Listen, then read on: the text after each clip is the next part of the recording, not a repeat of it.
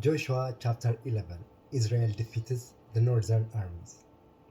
When King Jabin of Hazor heard what had happened, he sent messages to the following kings: King Jobab of Madon, the king of Shimron, the king of Akshaf, all the kings of the northern hill country, the kings in the Jordan valley south of Galilee, the kings in the Galilean foothills, the king of Naphoth Dor on the west, the king of Canaan both east and west, the kings of the Amorites, the Hittites, the Perizzites, the Jebusites in the hill country, and the Hivites in the towns on the slopes of Mount Hermon in the land of Mizpah. All these kings came out to fight.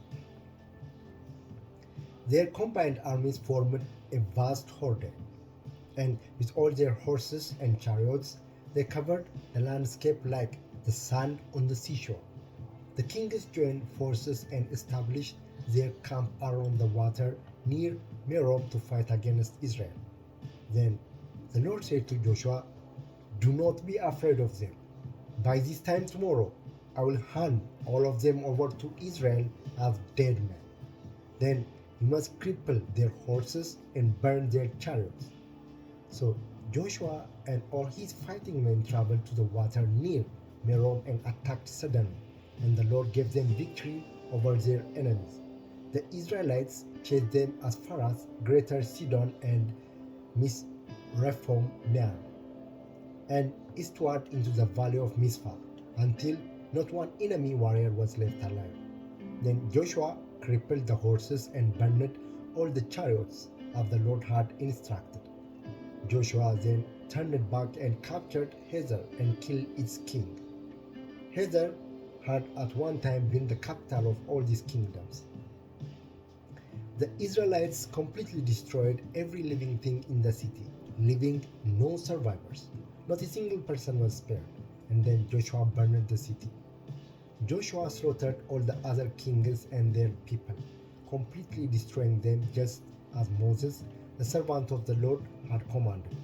But the Israelites did not burn any of the towns built on mounds except Hazor, which Joshua burned, and the Israelites took all the plunder and livestock of the ravaged town for themselves. But they killed all the people, leaving no survivors, as the Lord had commanded his servant Moses. So Moses commanded Joshua, and Joshua did as he was told, carefully obeying all the commands that the Lord had given to Moses. So Joshua conquered the entire region, the hill country, the entire Negev, the whole area around the town of Goshen, the western foothills, the Jordan Valley, the mountains of Israel, and the Galilean foothills. The Israelite territory now extended all the way from Mount Halak, which leads up to Seir in the south, as far as north as Baal Gad, at the foot of Mount Hermon in the valley of Lebanon. Joshua killed all the kings of those territories, waging war for a long time to accomplish this. No one in this region made peace with the Israelites except the Hivites of Gibeon. All the others were defeated, for the Lord hardened their hearts and caused them to fight the Israelites. So they were completely destroyed without mercy, as the Lord had commanded Moses. During this period, Joshua destroyed all the descendants of Anak, who lived in the hill country of Hebron, Debir, Anak, and the entire hill country of Judah and Israel.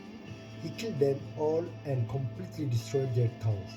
None of the descendants of Anak were left in all the land of Israel, though some still remained in Gaza, Gad, and Ashdod. So Joshua took control of the entire land, just as the Lord had instructed Moses. He gave it to the people of Israel as their special possession, dividing the land among the tribes, so the land finally had rest from war. Bless.